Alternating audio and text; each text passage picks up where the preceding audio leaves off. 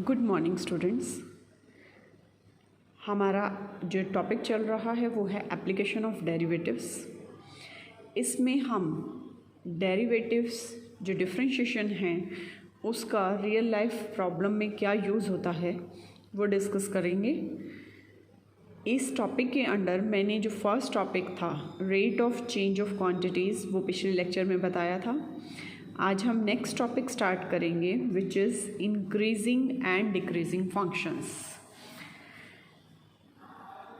इस टॉपिक के अंडर हम आप वो प्रॉब्लम्स डिस्कस करेंगे जिसमें हम ये शो करेंगे कि फंक्शंस को हमें फंक्शंस गिवन हैं उनको अगर हमें ये बताना है कि वो इंक्रीजिंग फंक्शन है या डिक्रीजिंग फंक्शन है, उसमें हम डेरिवेटिव्स की हेल्प से कैसे सॉल्व कर सकते हैं। सबसे पहले इंक्रीजिंग फंक्शन और डिक्रीजिंग फंक्शन की डेफिनेशन समझिए कि होते क्या हैं इंक्रीजिंग फंक्शन। सिंपल वे में अगर मैं कहूँ कि अगर मेरे पास एक फंक्शन दिया है y is equal to fx, so as x increases, if x increases simultaneously y also increases, then it is called increasing function. यानी कि एक की वैल्यू बढ़ने पर दूसरा भी बढ़े तो उसको हम बोलते हैं इंक्रीजिंग फंक्शन। और x की वैल्यू बढ़ने पे अगर y डिक्रीज़ हो, x की जैसे जैसे हम वैल्यू बढ़ाएं और y जो है वो डिक्रीज़ हो तो उसको हम बोलेंगे डिक्रीजिंग फंक्शन। y की वैल्यू कम होती जाए, x बढ़े, x इंक्रीज़ कर रहा है और y भी इंक्रीज़ कर रहा है, y भी बढ़ रहा है तो उसको हम बोलेंगे इंक्रीजिंग फंक्शन। ठीक है। लेकिन अगर x बढ़ रहा है और y कम हो रहा है, y की वैल्यू कम हो रही है तो उसको हम बोलेंगे डिक्रीजिंग फंक्शन। सिंपलेस्ट वे में कि एक के बढ़ने पे दूसरा भी बढ़े तो इंक्रीजिंग, एक के बढ़ने पे दूसरा कम हो जाए या एक के कम होने पे दूसरा बढ़ जाए, अपोजिट चलेंगे तो इसको हम बोलेंगे डिक्रीजिंग फंक्शन। मैथ की लैंग्वेज में प्रॉपर हम डेफिनेशन देखते हैं।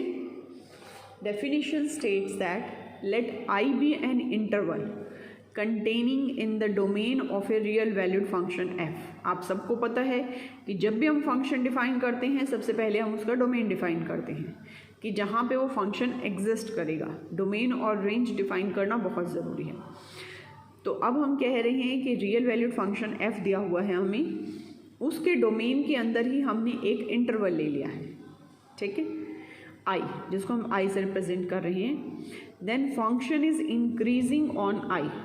इंक्रीजिंग होगा अगर मैं दो वैल्यू लेती हूँ i के अंदर से x1 and x2 such that x1 is less than x2, यानी कि x1 स्मॉल है और x2 उससे बड़ा है।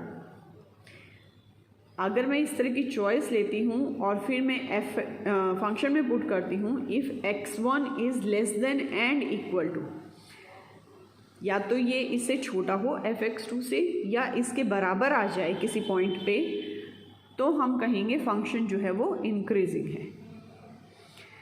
ये ध्यान रखिएगा कि less than and equal to. लेकिन अगर ये स्ट्रिक्टली लेस देन हो जाए, यानी कि जैसे जैसे x1 और x2 की हम चॉइसेस लेते हैं ये दोनों डिफ़र होने चाहिए x1 एंड x2। अगर ये डिफ़र करते हैं और फिर भी fx1 fx2 से स्ट्रिक्टली लेस हो जाए, इक्वल टू नहीं है इस बार, तो हम कहेंगे स्ट्रिक्टली इंक्रीजिंग फंक्शन है। डिक्रीजिंग फंक्शन के लिए, डिक्रीजिंग फंक्शन मतलब अगर x1 एंड x2 हमने दो चॉइस ली है such that fx1 is less then x1 is less than x2, यानी कि x1 x2 से छोटा है, लेकिन जब फंक्शन में वैल्यू पुट करें तो fx1 fx2 से बड़ा आ जाए। यहाँ x1 x2 से छोटा है लेकिन यहाँ fx1 fx2 से या तो बड़ा होगा या उसके इक्वल होगा, तो हम कहेंगे कि ये डिक्रीजिंग फंक्शन है। जैसे मैंने आपको बताया था कि यहाँ वैल्यू बढ़ रही है लेकिन यहाँ पे वैल्यू कम हो रही है। इसी तरह से अगर fx1 fx2 से स्ट्रिक्टली बड़ा हो जाए तो हम कहेंगे कि ये स्ट्रिक्टली डिक्रीजिंग फंक्शन है। ग्राफ से समझते हैं, ग्राफ से समझने में ज़्यादा इजी रहेगा। ये देखिए, ये मैंने ग्राफ लिया है, ये हमें इंटरवल दिया हुआ है, इसमें हमने ग्राफ ड्रॉ कर दिया है। अगर मैं ये वैल्यू देखती हूँ तो जैसे जैसे हम x की वैल्यू को इंक्रीज़ कर रहे हैं y की वैल्यू जो है इंक्रीज़ हो रही है। ये देखिए मैंने अगर मैं इसको x1 ले लेती हूँ और इसको x2 ले लेती हूँ, ठीक है, तो x1 जो है वो x2 से छोटा है। यहाँ पे मैंने y लिया, ये y1 हो गया मेरा और ये हो गया y2, ठीक है। तो x1 पे वैल्यू y1, x2 पे वैल्यू y2।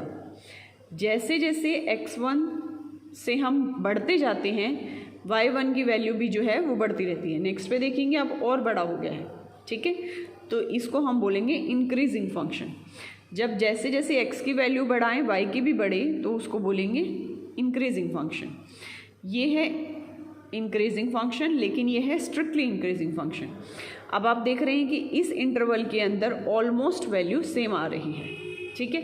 यहाँ strictly increasing, then equal and then increasing, तो टोटल को हम बोलेंगे इंक्रीजिंग फंक्शन। लेकिन यहाँ किसी भी दो पॉइंट पे वैल्यू y की सेम नहीं है, तो ये हो गया स्ट्रिक्टली इंक्रीजिंग फंक्शन। जब x की वैल्यू बढ़ाने पे y की वैल्यू कम होती जा रही है, ठीक है, तो इसको हम बोलेंगे स्ट्रिक्टली डिक्रीजिंग फंक्शन। अब देखिए सेम मैं दिखाती हूँ आपको। यहाँ पे मैंने x1 लिया, ये हो गया y1। अगर मैं यहाँ पे वैल्यू लूँ x2 तो देखिए y2 क्या है, y1 से कम हो गया।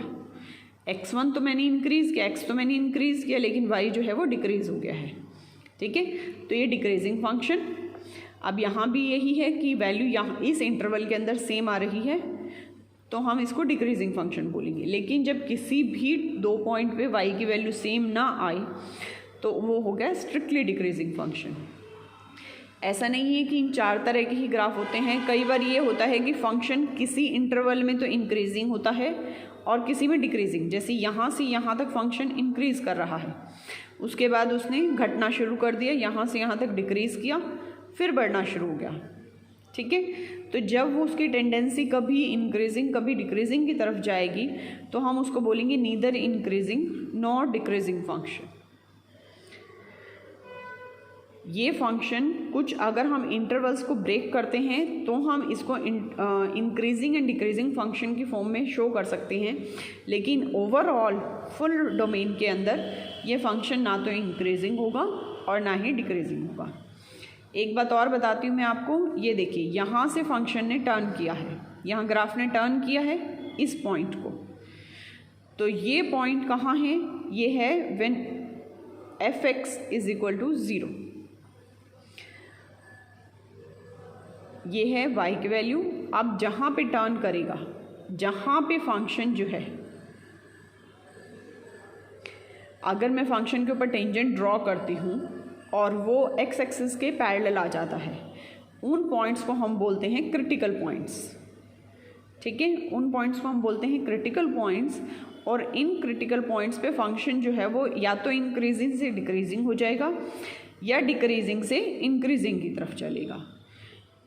तो इनका यूज़ भी हम करेंगे जब हम इंक्रीजिंग और डिक्रीजिंग फंक्शंस निकालेंगे with the help of derivatives. एक एग्जांपल लेके दिखाती हूँ। हमने फंक्शन लिया f(x) is 7x - 3। This is a polynomial और हमें पता है कि पॉलिनोमियल जो होता है वो r की सभी सारी रियल वैल्यूज़ के लिए डिफाइंड होता है। So f(x) is defined for all x belongs to r, right. अब मैं दो नंबर्स ले लेती हूँ, x1 and x2 belongs to r such that x1 is less than x2, यानी कि x1 जो है वो x2 से छोटा है। अब हमें शो करना है कि f(x) जो है वो इंक्रीजिंग फंक्शन है या डिक्रीजिंग फंक्शन। इसे बनाते हम, दोनों तरफ 7 मल्टीप्लाई करेंगे, 7x1 will be less than 7x2। अब मैं दोनों तरफ 3 को माइनस कर देती हूँ, क्योंकि मैं दोनों तरफ 3 को माइनस करती हूँ तो इनइक्वालिटी में कोई फ़र्क नहीं पड़ेगा। We get 7x1 - 3 less than 7x2 - 3। ये हमारा क्या बन गया, ये हमारा बन गया f(x1) and this is f(x2).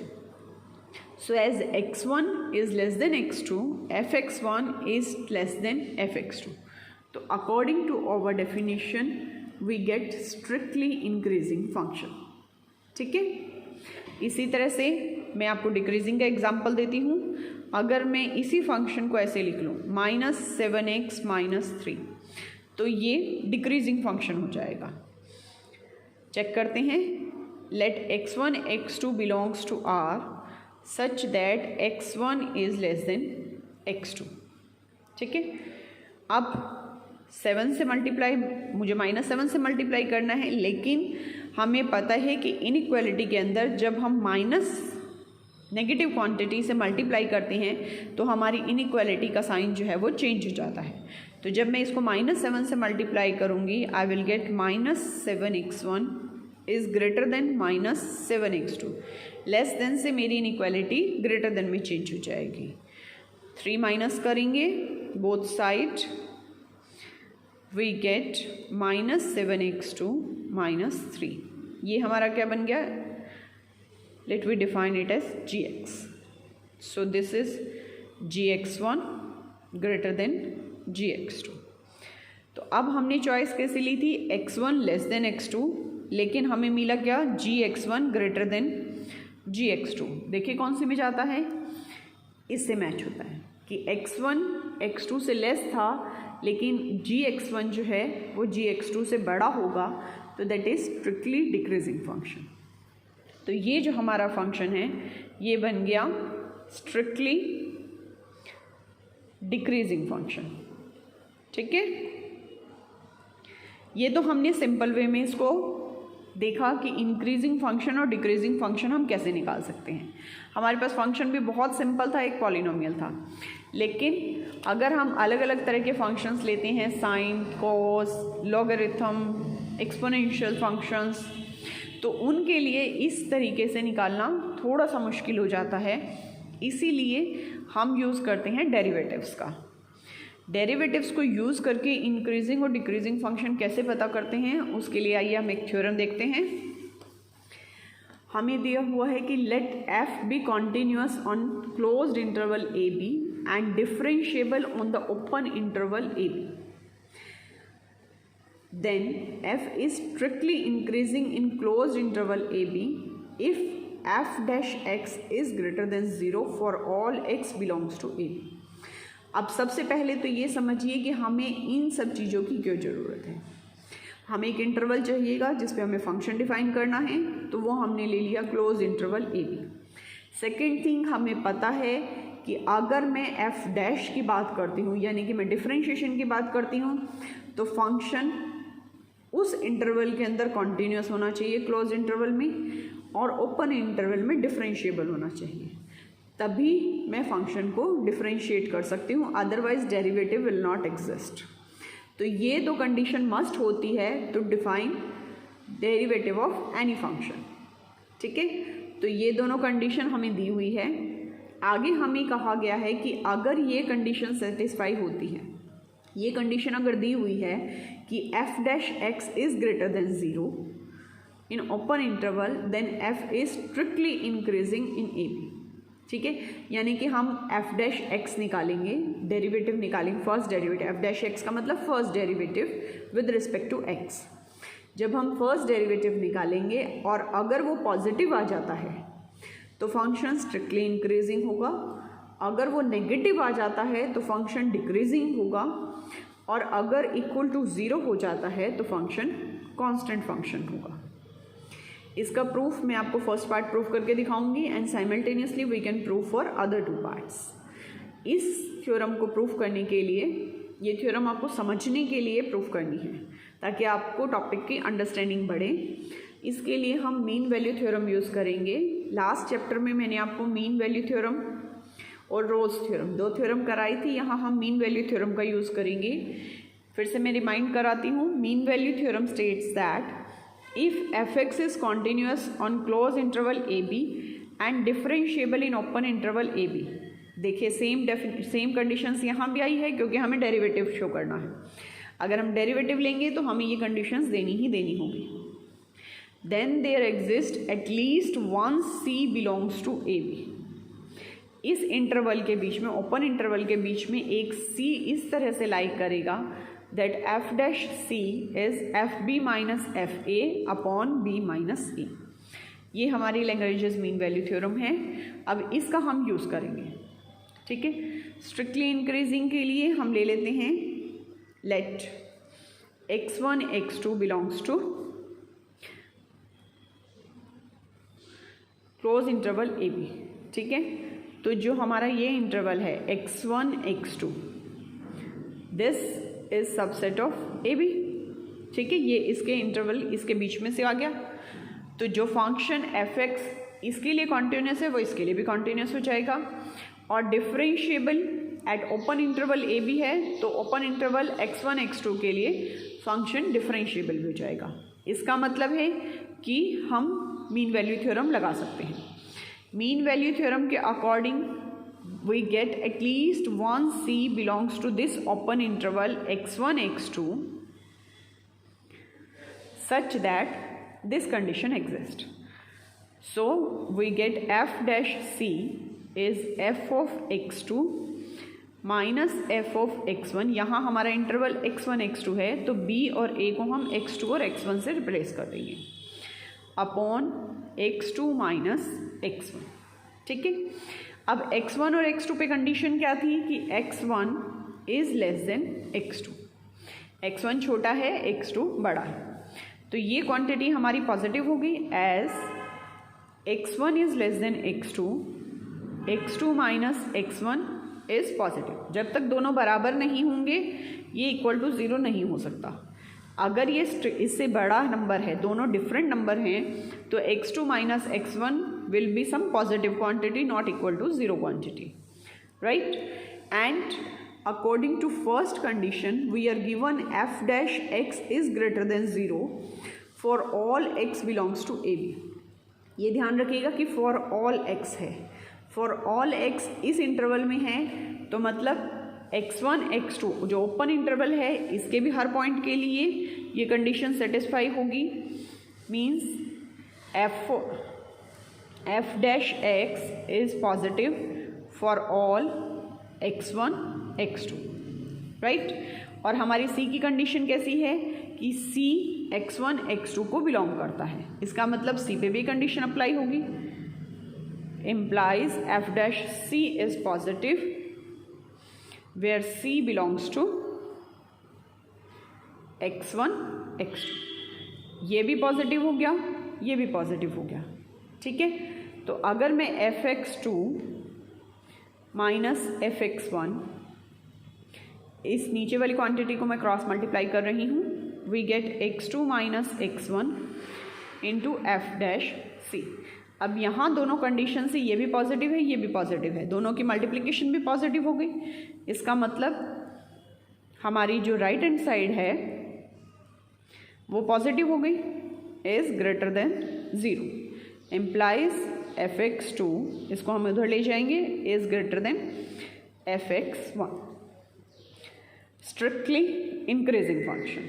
और यही हमें प्रूफ करना था कि if f is strictly increasing in closed interval a b if f dash x is greater than 0 for all x belongs to a b. अगर हमें ये कंडीशन दी हुई है तो हम ये कह सकते हैं कि फंक्शन स्ट्रिक्टली इंक्रीजिंग है। इन्हीं स्टेप्स पे चलते हुए we can prove if f dash x is negative f is strictly decreasing.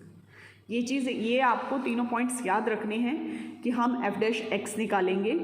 अगर वो पॉजिटिव आ जाएगा हम कहेंगे फंक्शन इंक्रीजिंग है, अगर नेगेटिव आ जाएगा तो फंक्शन स्ट्रिक्टली डिक्रीजिंग है, और अगर इक्वल टू 0 आ गया तो कांस्टेंट फंक्शन है, ठीक है। आइए इसी चीज़ को हम एग्जांपल से करते हैं, क्योंकि एग्जांपल में चीज़ें ज़्यादा अच्छे से क्लियर होती हैं। हमें फंक्शन दिया हुआ है, show that the function f given by this is strictly increasing। तो हम सबसे पहले क्या करेंगे, फंक्शन लिख लेते हैं।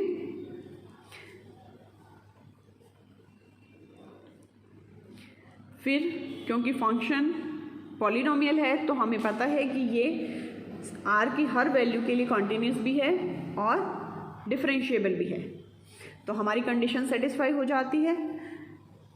Take derivative of this f dash x will be, हमें पता है कि d d x of x to power n क्या होता है, n को हम नीचे ले आते हैं जो इंडेक्स होता है और x की पावर 1 कम करके लिख देते हैं।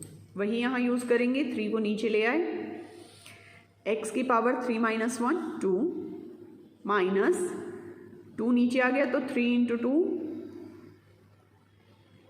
और x की पावर 1 कम करेंगे 2 माइनस 1 1 हो जाएगी प्लस 9, x का डेरिवेटिव 1, तो ये हमारा बन गया 3x square minus 6x plus 9।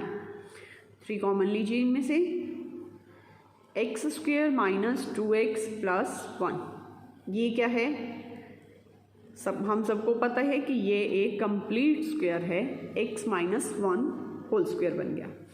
अब 3 पॉजिटिव नंबर है और x minus 1 square always positive, ठीक है। तो ये जो हमारी क्वांटिटी है दिस इज ग्रेटर देन 0, तो हमारा ये function, but it could be equals to 0 also, so function is increasing function.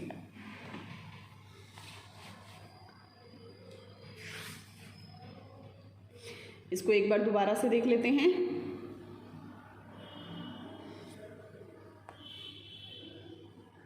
We have x cube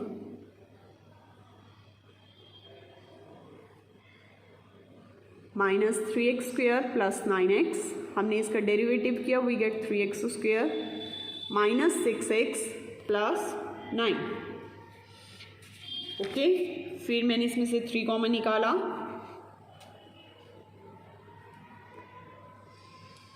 and this, sorry students, ये फंक्शन जो है ये स्ट्रिक्टली इंक्रीजिंग नहीं होगा, this is because this is greater than and equal to 0, so this function is increasing function. Okay,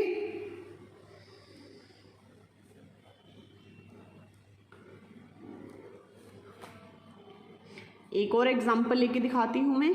अगर इसी में थोड़ा सा वेरिएशन हम कर दें, like fx is x cube minus 3x square plus 4x ले लिया अगर मैंने, ठीक है। अगर मैं इसको 4x ले लेती हूँ, फिर हमारा f डैश x जो है वो हो जाएगा 3x square minus 6x plus 4। अब हम इसके बनाएंगे फैक्टर्स। ओके, फैक्टर्स बनाने का तरीका है कि आप सबसे पहले स्क्वायर कंप्लीट कीजिए। अगर मैं 3 कॉमन ले लेती हूँ, I get x square minus 2x, 3 plus 1 लिख लेती हूँ इसको,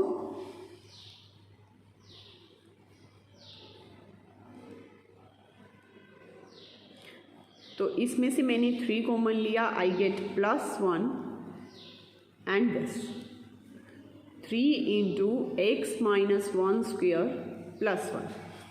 अब ये मेरी क्वांटिटी या तो पॉजिटिव होगी या इक्वल टू 0 होगी, ठीक है। अगर ये मिनिमम 0 भी हो जाता है, नेगेटिव की तो गुंजाइश ही नहीं है, तो अगर ये 0 भी हो जाता है तो 1 की वजह से ये फंक्शन जो है वो स्ट्रिक्टली ग्रेटर देन 0 हो जाएगा। अगर ये स्ट्रिक्टली ग्रेटर देन 0 हो गया, it means F X is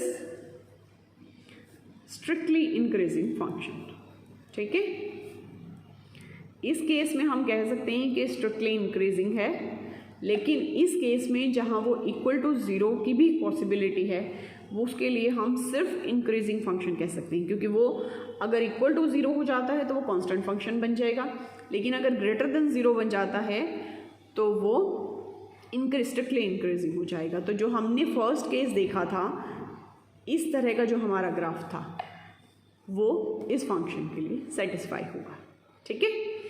एक और एग्जांपल लेके देखते हैं। इस बार मैं cos x का फंक्शन लेती हूँ। हमें फंक्शन दिया हुआ है f(x) is equal to cos x,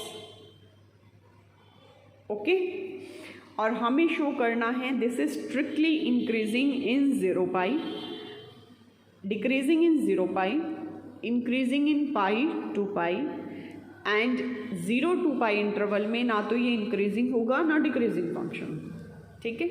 तरीका क्या है, सबसे पहले f डैश x लेते हैं, एफ डैश एक्स के लिए सबसे पहले हमें कंडीशन देखनी होगी कि हमें जो इंटरवल दिया है 0 पाई, पाई टू पाई, क्या इसके अंदर ये फंक्शन कॉन्टीन्यूस है और डिफरेंशिएबल है। हमें पता है कि जो कॉस एक्स होता है वो आर की सभी वैल्यू के लिए कॉन्टीन्यूस भी है और डिफरेंशिएबल भी है, ठीक है, उसमें कोई ब्रेक नहीं है, वो हर फंक्शन के लिए डिफाइंड है। तो derivative exist, now take derivative. Cos x का डेरिवेटिव होता है माइनस साइन एक्स। अब हमें फर्स्ट पार्ट करते हैं। फर्स्ट पार्ट में हमें चेक करनी है 0 to pi. 0 to pi interval में we know in 0 to pi, 0 to pi का मतलब हो गया फर्स्ट एंड सेकेंड क्वाड्रेंट। यहाँ 0, पाई/2 एंड पाई। तो यहाँ तक जो ग्राफ है वो हमारा पॉजिटिव ग्राफ होता है। साइन की वैल्यू इस क्वाड्रेंट में भी पॉजिटिव होती है और इस क्वाड्रेंट में भी पॉजिटिव होती है। तो साइन एक्स क्या हो गया, पॉजिटिव, ये पॉजिटिव हो गया, माइनस की वजह से एफ डैश एक्स क्या हो गया हमारा, नेगेटिव, ठीक है। साइन एक्स की वैल्यू 0 कहाँ होती है, 0 पे और पाई पे, वो हमने एक्सक्लूड कर दी वैल्यूज, ठीक है। तो इक्वल टू 0 होने की कंडीशन तो खत्म हो गई हमारी। So function F dash X is less than 0। If function F dash X is less than 0 it means F X is decreasing function. First condition satisfy कि function is strictly decreasing in 0 pi. Second one लेते हैं B. अब हमें लेना है पाई और 2 पाई के बीच में, पाई एंड 2 पाई, मतलब third quadrant and fourth quadrant. We know in third and fourth quadrant sine x is negative. In interval pi to 2 pi sine x is negative. Sine x negative equal to नहीं लिखेंगे क्योंकि पाई भी excluded है और 2 पाई भी excluded है, जिन पे value 0 हो सकती थी। So sine x is less than 0। Sine x less than 0 है तो एफ डैश एक्स क्या हो गया, लेस देन 0 मतलब negative, negative and negative positive. So F dash X is positive. It means function is strictly increasing, ठीक है। Next condition check करते हैं। अब हम इंटरवल है 0 to 2 पाई। हमने देखा कि 0 to पाई के बीच में फंक्शन डिक्रीजिंग है और पाई टू 2 पाई के अंडर फंक्शन इंक्रीजिंग है, यानी कि एक बार कम हो रहा है फिर बढ़ रहा है। तो ना तो वो इंक्रीजिंग हुआ ना वो डिक्रीजिंग हुआ, तो अपने आप कंडीशन सेटिस्फाई होगी कि with the help of these two we can say function is neither increasing nor decreasing functions. That's all for today. जो बाकी के एग्जाम्पल्स हैं वो हम नेक्स्ट लेक्चर में करेंगे। तब तक आप इसको रिवाइज कीजिए, इसको समझिए, और अगर आपके पास कोई डाउट है then ask me. Thank you.